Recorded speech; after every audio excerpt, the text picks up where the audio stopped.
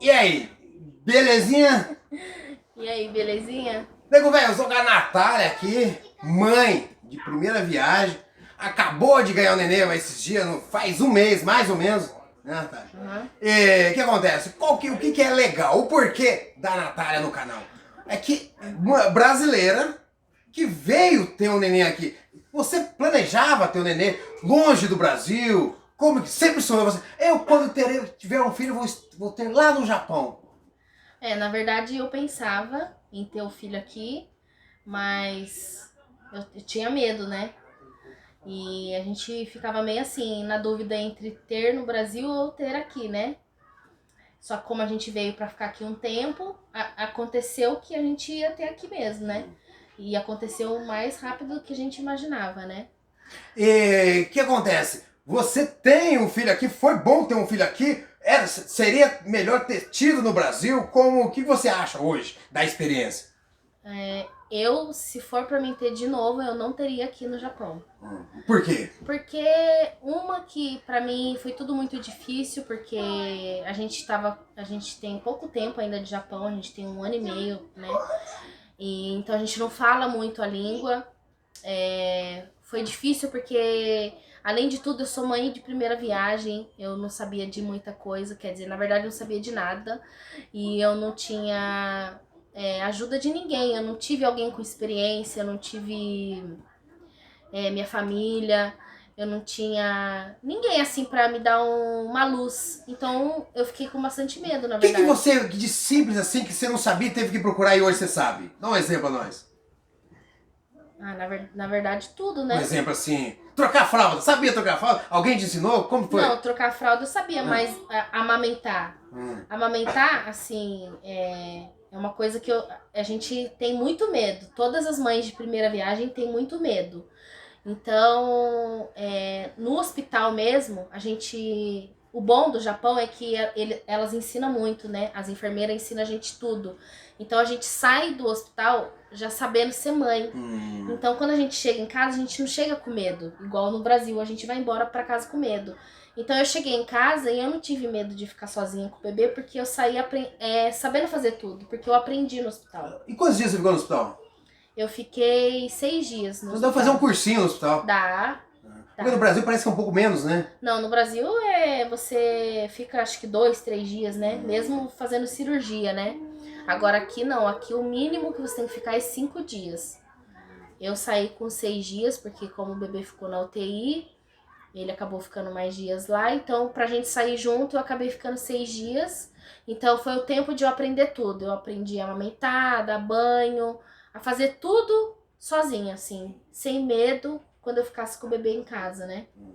E você tem mãe no Brasil ainda? Tá todo mundo lá? Então, eu não tenho mais mãe, né? Minha mãe faleceu faz 3 anos. Mas eu tenho minha família toda no Brasil, minha irmã, minha cunhada, que são mães, minha sogra, minha outra cunhada, todo mundo poderia me ajudar, né? Nesse momento difícil, porque a gente é difícil pra gente que tá num país sozinha, não tem a família. A gente é mãe de primeira viagem, a gente não tem orientação de nada, a gente fica perdida com medo. E eu particularmente, o próximo filho eu não teria no Japão.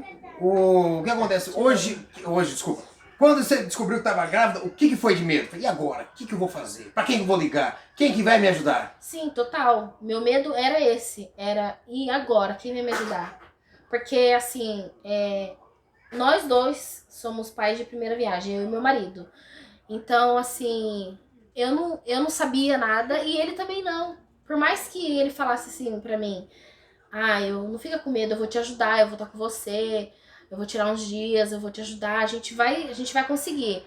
Mas eu tinha medo, porque a gente não é experiente.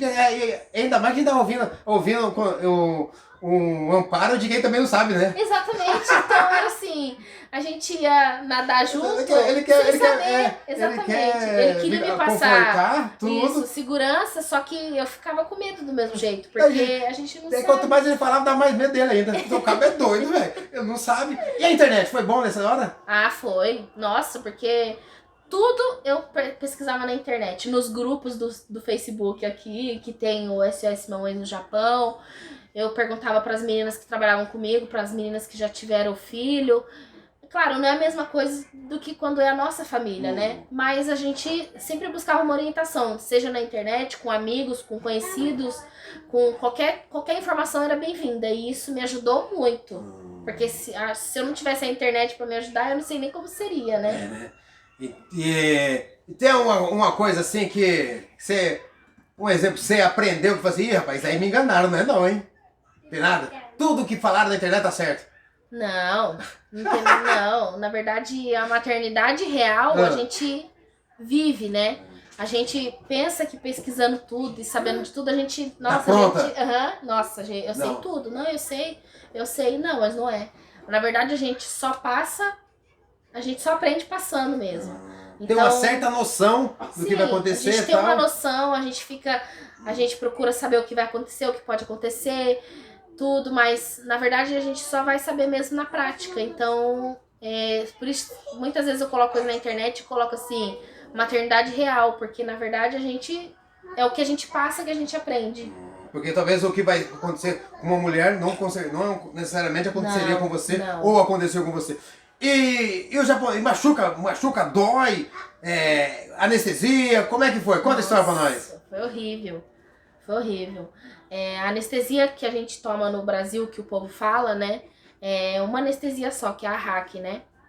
Que você leva uma agulhada só. Aqui no Japão, eu não sei qual a anestesia que eles usam, porque é uma coisa esquisita. Eu levei umas 8 agulhadas na coluna toda, na espinha. E ela disse que era 2 agulhada local para poder dar as outras para pegar a anestesia. Só que eu senti todas, as 8 agulhadas. E tinha agulha que ela enfiava na minha coluna e ela fazia assim, ó, ela virava assim, ó, na minha coluna. E eu fiquei, a gente ficou uns 30, 40 minutos para anestesia pegar. Então ela ficou dando umas 8 agulhadas, nesse tempo todo eu fiquei só chorando. Porque doía muito e não tinha o que fazer. E a médica falou pra mim, ou você aguenta firme e com essa anestesia pra gente poder fazer o parto normal, ou senão a gente vai ter que dar uma anestesia geral e aí a gente vai ter que tirar o bebê mais rápido e a gente vai ter que fazer o corte em pé, né? Que geralmente não existe isso no Brasil, né? Eu briguei com a médica porque eu não queria que ela fizesse o corte em pé, eu queria que ela fizesse deitado normal, como todo mundo no Brasil faz. E eu falei pra ela, no Brasil a gente não tem essa opção. No Brasil é assim, independente do que for. Então, foi difícil, porque eu tive que aguentar, não tive escolha. Eu senti muita dor na hora da anestesia. Mas depois também que a anestesia pegou, ela pega só nessa parte mesmo da barriga. Eu sentia minhas pernas, eu sentia meus pés, mas eu não sentia a barriga. E também eu acho que por conta de ser uma anestesia diferente da do Brasil, a gente acaba voltando a sentir mais rápido. O efeito da anestesia passa mais rápido. Então, pro bebê nascer, pra ela me cortar o bebê nascer, foi tranquilo, eu não senti nada. Quando o bebê saiu, chorou, eles mostraram pra mim, eu tava achando maravilhoso. Porque eu não tava sentindo nenhuma dor. Vantagem, nossa, então. Eu tava assim, ó, nossa. Levou as picadas no começo, mas tava na vantagem. Isso, porque eu tava feliz, falando, nossa, eu não tô sentindo mais nada. Ai, será que vai ser assim o tempo todo? Aí, conforme ia passando os minutos, a médica, eu sentia ela mexendo assim em mim, né? E ela colocava aquele sugador pra sugar o sangue pra não dar hemorragia. E eu sentia ela mexendo muito assim, aqui dentro, assim, sabe? Aquilo me dava uma aflição. E eu falava pra enfermeira que tava atrás de mim que tava doendo muito, né? Que eu tava passando mal, que tava doendo muito. Só que, em último caso, eles poderiam ter me dado um remédio pra mim dormir e acordar só depois pra mim não sentir mais nada. Só que eu queria ficar acordada, porque eu queria saber se o bebê tava bem. E queria saber se o Anderson podia ter ido lá ver, porque aqui no hospital... o pai não pode entrar com a gente. Na verdade, ninguém pode entrar com a gente na hora do parto. Né? Eu não sei se por ser hospital novo ou por ser norma do hospital, porque geralmente quando é em clínica o povo fala que o pai pode entrar. Mas no hospital eles não deixaram meu marido entrar, a Tsuyako também não entrou. Eu tive até que decorar algumas palavras pra falar na hora se eu estivesse me sentindo mal ou sentindo alguma coisa.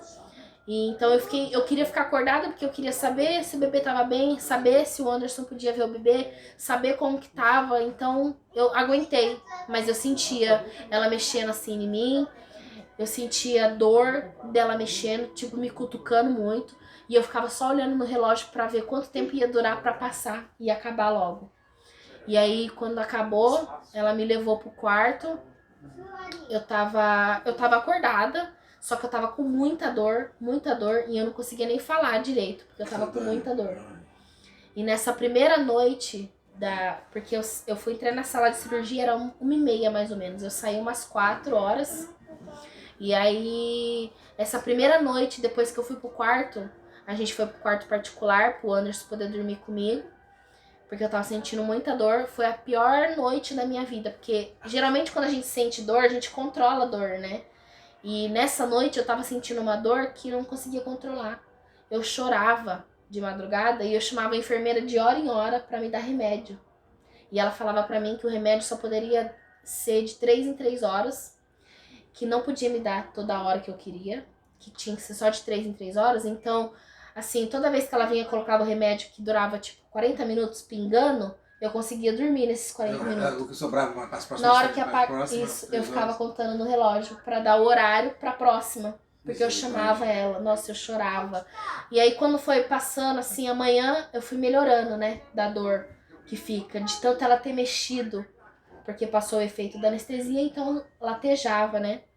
E aí foi melhorando, passando as horas. Daí depois de tarde as enfermeiras vieram, que era pra mim levantar, porque elas colocam a sonda na gente e depois pra tirar a sonda eu tinha que levantar pra ir conseguir pelo menos ir até o banheiro.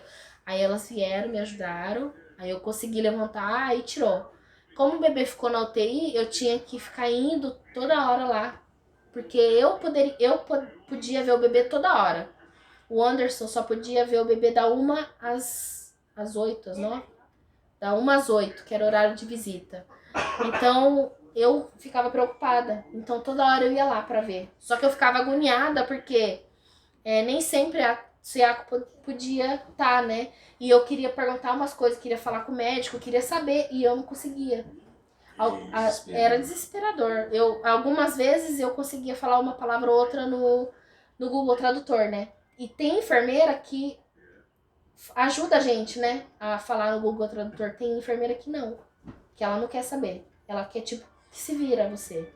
Então, a gente, né, nesse sentido, a gente se sente realmente muito impotente. Misericórdia. Então aí tá um relato de uma mãe que teve um filho no Brasil, porque você sabe que existe quase 200 mil brasileiros aqui no Japão, e nasce nenezinho quase todos os dias aqui. Tem gente que tem interesse de ter filho, casal novo chegando, vão ter filho também, vão participar desse tipo de situação também. Então, esse era o porquê que eu quis gravar um vídeo com você. E muito obrigado aí pelo seu relato. E acredito que vai ser útil, porque o cara vai ficar esperto agora, né? Pô, espera aí, aqui. Vai doer. Na verdade, não acontece com todas as mães, né? Com todo mundo, mas assim...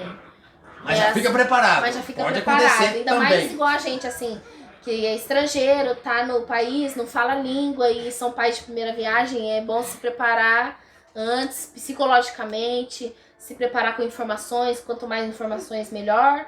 E é isso. Se puder evitar e preferir ter no Brasil, eu aconselharia. Porque no Brasil a gente tá no nosso país, a gente fala a nossa língua, a gente tem os amigos, tem a família, a gente tem...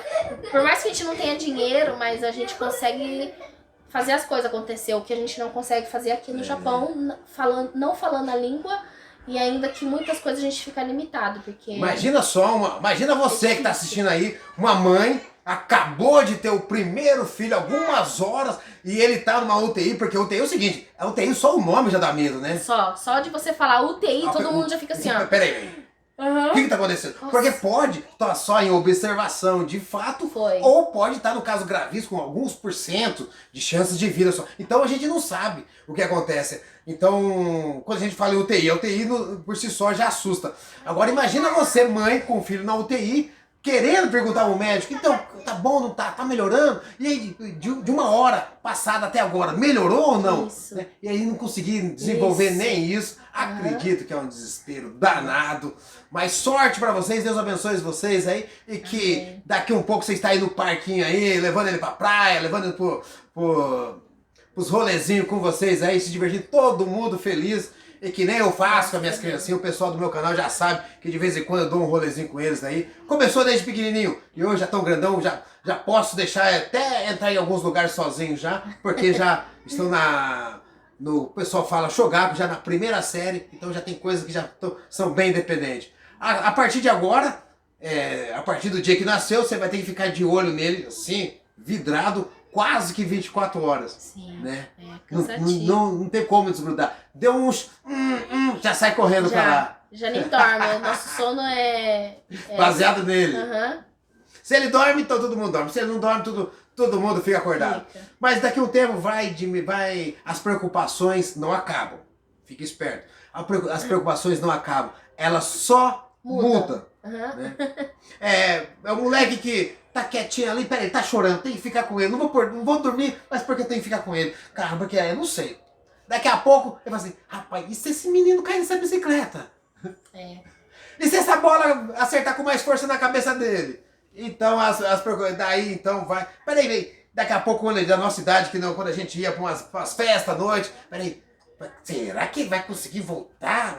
Que horas que ele voltou? Não voltou agora ainda? E Não o voltou medo, né? Uhum. Então a gente não sabe. Então eu acho que nunca acaba aí. Quem é mãe aí, quem é pai aí, escreve aí qual que é a dificuldade que vocês têm hoje, o medo de vocês, porque daí então a gente compartilha um pouquinho de cada um. Belezinha? Quer falar alguma coisa? Quer mandar um beijo pra alguém? Não. Tchau! Eu vou ler todos os comentários. Ela fala bastante.